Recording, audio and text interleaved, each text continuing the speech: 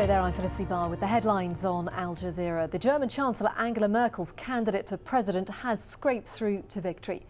But it took 3 votes in Parliament before an outright majority was won. Our correspondent in Berlin, Alan Fisher, says the vote has exposed cracks in Merkel's coalition.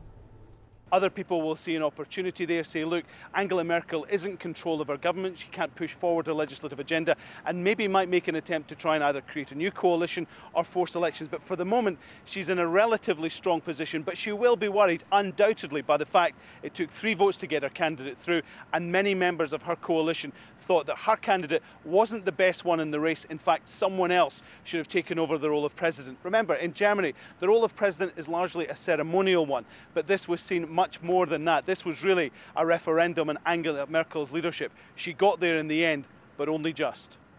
A man suspected of being a Russian spy who was arrested in Cyprus appears to be on the run. Authorities arrested Robert Metsos at the airport on Tuesday and he was released on bail. But Metsos then failed to report to police. He's wanted in the US on suspicion of espionage and money laundering.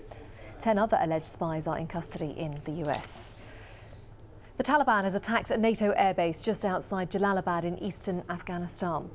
First, a suicide bomber struck at the gate, then fighters attacked NATO soldiers. 8 Taliban gunmen were killed.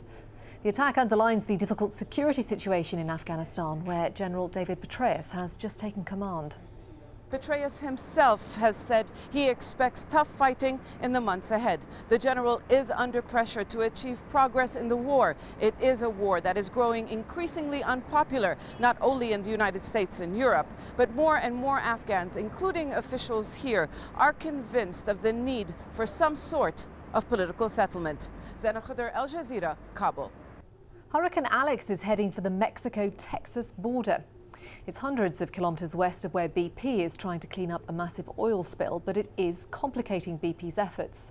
The swell has forced boats back to port and most beach cleanup teams have been sent home. The cap that BP has over the ruptured well to siphon oil to the surface is still working, though. Don't forget, of course, you can watch Al Jazeera online at any time. Simply head to our website at aljazeera.net/English and click on the Watch Now icon. But those were the latest headlines here on Al Jazeera. I'm Felicity Barr. Thanks for watching. Bye-bye.